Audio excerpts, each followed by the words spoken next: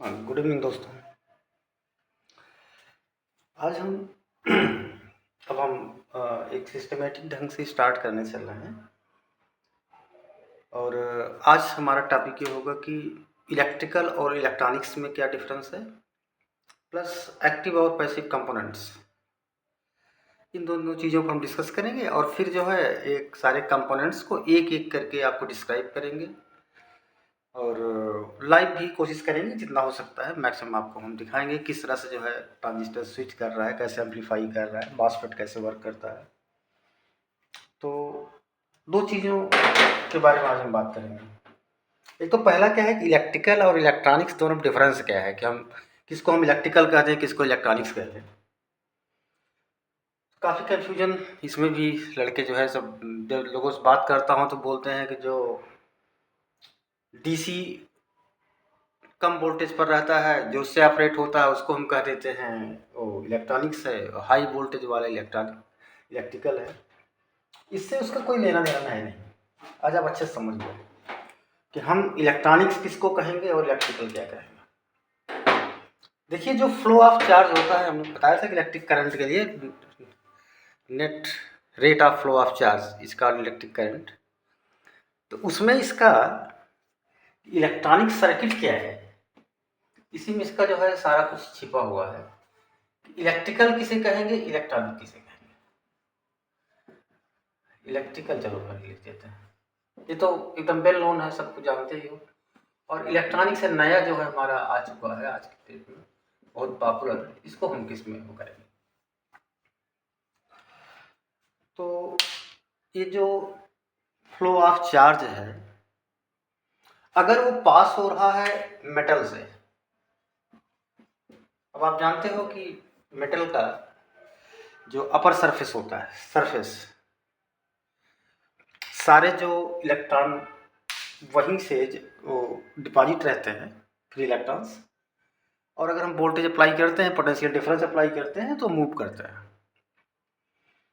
तो अगर ये फ्लो ऑफ चार्ज हो रहा है, अब इसमें किससे किससे, एक तो मेटल से हो गया, दूसरा आप जानते हो कि बैटरी है, बैटरी में इलेक्ट्रोलाइट भरा होता है, इलेक्ट्रोलाइट मतलब जो सेल से अगर इलेक्ट्रिक करंट आप ले रहे हो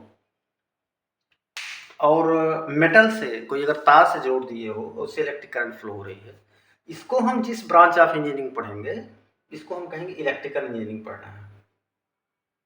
एक्चुअली पास डिपेंडेंट होता है इलेक्ट्रॉनिक और इलेक्ट्रिकल।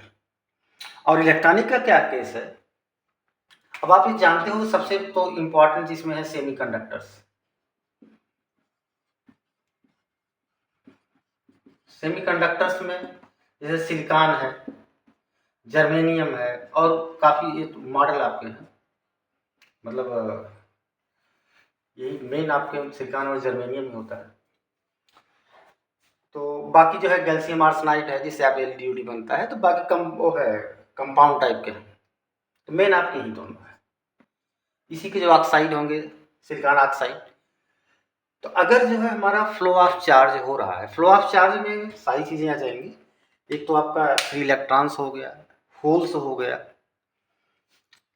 प्रोटॉन अगर एच से अगर एक इलेक्ट्रॉन निकल जाए तो एच प्लस बन जाता है, अगर वो फ्लो हो रहा है।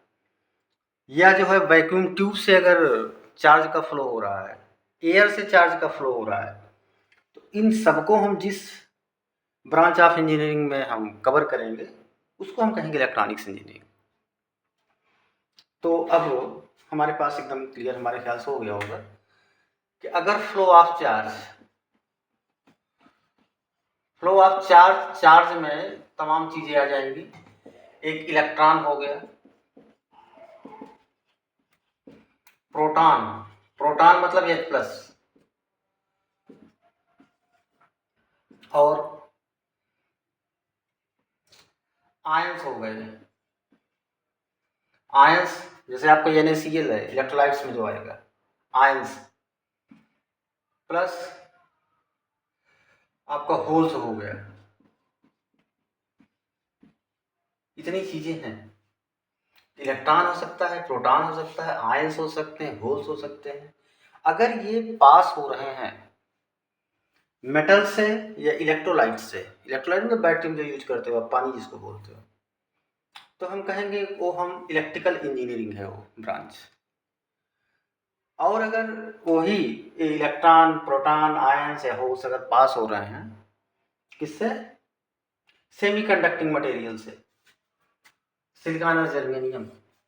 दूसरा आपका और किससे पास हो सकता है, वैक्यूम ट्यूब, आप पढ़े होंगे वैक्यूम ट्यूब। वैक्यूम से अगर पास हो रहा है, या पहला तो ये हो गया आपका सेमीकंडक्टर से पास हो, दूसरा जो है इससे, या एयर से अगर हो। इसमें एक चीज और होता है, जो आपका गैस से होते हैं वो चार्ज हो जाते हैं, चार्ज गैस।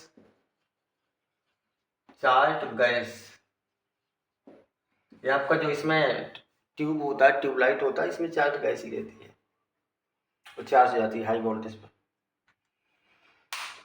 तो अब हम एक बार क्लियर कर आपको डिफाइन कर देते हैं कि अगर फ्लो ऑफ चार्ज में मतलब ये सारी चीजें आ जाएंगी, चार्ज गैस है, आयंस है, होल्स है, इलेक्ट्रॉन्स है, प्रोटॉन है, जो भी है। तो अब इसमें अगर ये पास हो रहे हैं, फ्लो कर रहे हैं मेटल से या इलेक्ट्रोलाइट से, तो हम उसको कहेंगे इलेक्ट्रिकल इंजीनियरिंग है वो, उसमें कवर करेंगे। और अगर सेमीकंडक्टिंग मटेरियल वैक्यूम से या एयर से अगर पास हो रहा है वही चीज, सारे ये चार्ज पार्टिकल्स, तो हम उसको इसके ब्रांच ऑफ इंजीनियरिंग पढ़ेंगे, दैट इज इलेक्ट्रॉनिक इंजीनियरिंग। उसमें डीसी और एसी की हाई वोल्टेज लो वोल्टेज से कुछ ज़्यादा नहीं रहता है। आपका टार्च भी है वो तो 10-12 वोल्ट पर काम करता है, तो क्या इलेक्ट्रॉनिक हो गया। इलेक्ट्रॉनिक का मतलब ये नहीं कि उसमें डीसी लगा के एसी लगा, इलेक्ट्रॉनिक का मतलब ये हो गया वो सेमीकंडक्टिंग मटेरियल मेन तो ये है, या वैक्यूम से एयर से हो जा रहा है। तो ये तो हो गया आपका इलेक्ट्रॉनिक मटेरियल। इलेक्ट्रॉनिक इंजीनियरिंग क्या है, इलेक्ट्रिकल क्या है, दोनों में डिफरेंस है। अब जो है मेन, भाई जब इलेक्ट्रॉन निकला, या मेन तो चार्ज में इलेक्ट्रॉन ही है, सबसे अपर सरफेस पर रहता है। अच्छा, जो फ्लो ऑफ चार्ज होता है बेसिकली आप इलेक्ट्रॉन का बात कर रहे हैं लोग, फ्री इलेक्ट्रॉन्स। एक तो सबसे ये हल्के पार्टिकल हैं, इनका वेट बहुत कम होता है, और ये सरफेस पर चलते हैं, इसीलिए इसका नाम है स्किन इफेक्ट। स्किन इफेक्ट और कुछ नहीं है, स्किन इफेक्ट यही है कि जो फ्लो ऑफ चार्ज होता है, तो मैक्सिमम जो उसका कंसंट्रेशन होता है, डेंसिटी होती है, दैट इज सरफेस पर। अगर ये वायर है आपका, तो इसके मिड पॉइंट पर फ्लो नहीं करेगा चार्ज, चार्ज हमेशा जो अपर सरफेस से करेगा, और इसी इफेक्ट का नाम है स्किन इफेक्ट। तो अब चार्ज फ्लो कर रहा है, मान लीजिए कोई आपका ऐसे वायर जा रहा है, तब इसमें हम तमाम चीज़ें जोड़ देंगे, रेजिस्टेंस भी जोड़ सकते हैं, कैपेसिटर भी जोड़ सकते हैं, आपका इंडक्टर भी जोड़ सकते हैं, डायोड भी जोड़ सकते हैं, हम ट्रांजिस्टर भी जोड़ सकते हैं, अब चाहे जैसे आपको तमाम ऐसे इलेक्ट्रॉनिक। अब इसको जो है दो पार्ट में डिवाइड कर दिया गया है। जो हमारे कंपोनेंट्स हैं जो इसमें हम यूज कर रहे हैं इलेक्ट्रिकल या इलेक्ट्रॉनिक में, इसके दो पार्ट बना दिए गए हैं। अब ये कंपोनेंट्स के बारे में हम लोग थोड़ा सा पढ़ेंगे। कंपोनेंट्स,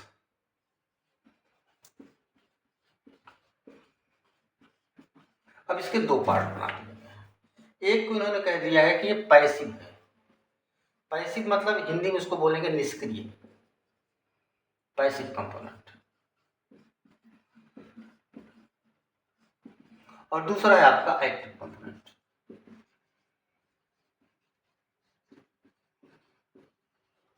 तो पैसिव में क्या मतलब है, पैसिव मतलब ये होता है कि इसको ऑपरेट करने के लिए हमें एक्स्ट्रा कहीं से एनर्जी नहीं देनी पड़ती है। मतलब ऑपरेट करने के लिए कि मतलब एक्टिव होने के लिए हमें कहीं से एक्स्ट्रा पावर या एनर्जी नहीं देनी पड़ती है, पावर वोल्ट कुछ भी। और इसमें जो एक्टिव वाले में है, इसको पहले ऑपरेट करने के लिए, जैसे आपका ट्रांजिस्टर मान लो ऑपरेट करना है, डायोड ऑपरेट करना है, तो एटलीस्ट 1 या 1.5 वोल्ट जो है, या 0.7 इलेक्ट्रॉन वोल्ट रहता है, इलेक्ट्रॉन वोल्ट में एनर्जी दी जाता है। तो अगर कोई ऐसा कंपोनेंट है जिसको ऑपरेशन के लिए ही, हमको भी उससे आउटपुट नहीं लेना है, लेकिन ऑपरेट करने के लिए ही अगर हमको जो है एक्स्ट्रा पावर कहीं से देनी पड़ती है, तो दैट इज एक्टिव कंपोनेंट्स कहे जाते हैं। और अगर नहीं जरूरत पड़ती, जैसे आपका रेजिस्टेंस हुआ, कैपेसिटर हुआ, इंडक्टर हुआ, तो ये सब जो है पैसिव हैं। इसको आप सीधे लगा दीजिए, आपका जो भी आपका वोल्टेज ड्रॉप करना होगा या जो है करंट का फ्लो रोकना होगा रोक देगा। अब इसमें जो है पहले आपको कुछ वोल्टेज देना पड़ेगा इसको ऑपरेट करने के लिए एक्टिव कंपोनेंट्स को, फिर आप चाहे उसको स्विचिंग करिए, एम्पलीफाई करिए, जो करना करिए। तो पैसिव कंपोनेंट ऐसे कंपोनेंट होगा जिसको ऑपरेट करने के लिए हमें किसी एक्स्ट्रा पावर की जरूरत नहीं पड़ती है, और एक्टिव में हमको पहले कुछ ना कुछ चाहिए। तो बेसिकली इसमें आपका रेजिस्टर्स हो गए, नंबर 2 आप लिख लीजिए, 2-4 एग्जाम्पल दे दें दोनों के। इसमें आपका दूसरा आप ले लीजिए कैपेसिटर ले लीजिए, कैपेसिटर्स हो गया। और आप लिख सकते हैं इंडक्टर लिख सकते हैं,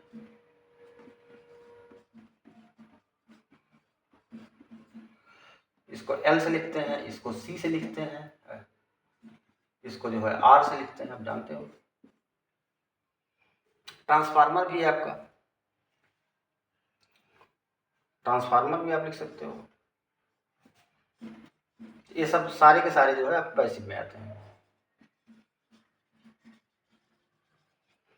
एक्टिव में बेसिकली जितने भी आपके इलेक्ट्रॉनिक वाले कंपोनेंट्स होंगे, मतलब सेमीकंडक्टर्स रिलेटेड, वो सारे के सारे एक्टिव में ही आते हैं। जैसे आपका डायोड हो गया, ट्रांजिस्टर हो गया, मॉसफेट हो गया, फेट लिख दीजिए, फील्ड इफेक्ट ट्रांजिस्टर, मॉसफेट हो गया,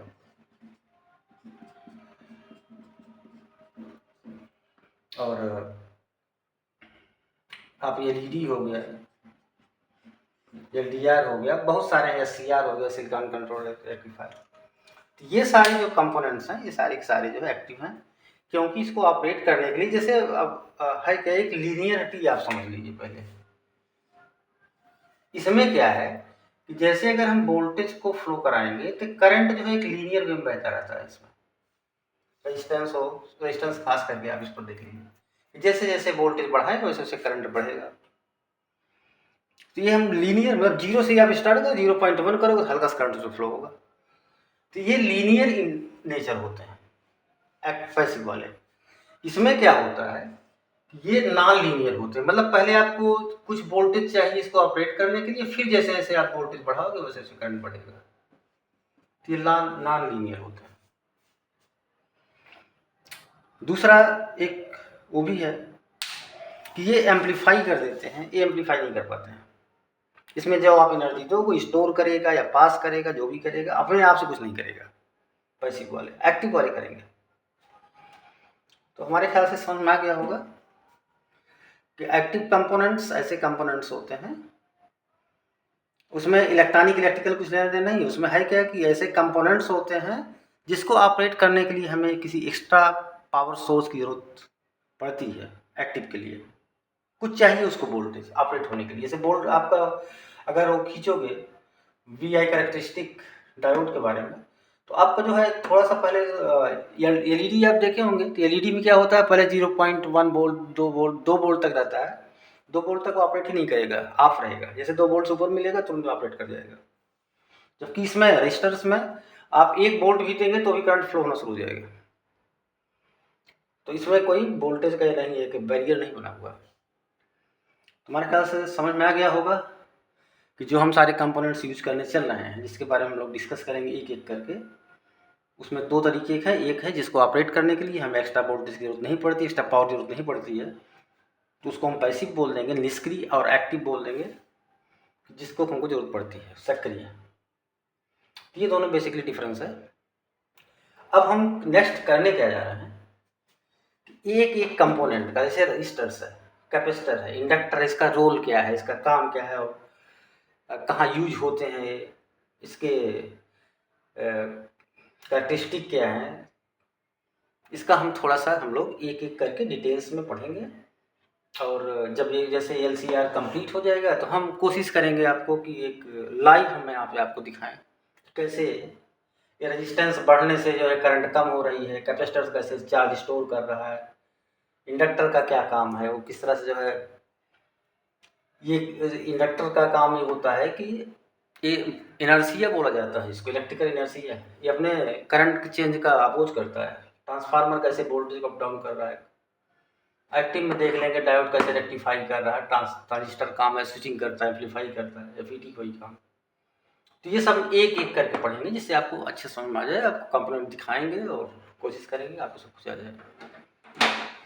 फिर कोई प्रोजेक्ट में भी हम लोग बना लेंगे ऐसे।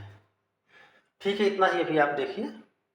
कल हम कोशिश करेंगे कि इसमें जो है रजिस्टर्स को एक ले आएँ कोई छोटा सा, आपको दिखा दें और फिर आगे बढ़ाते हैं इसको। Thank you.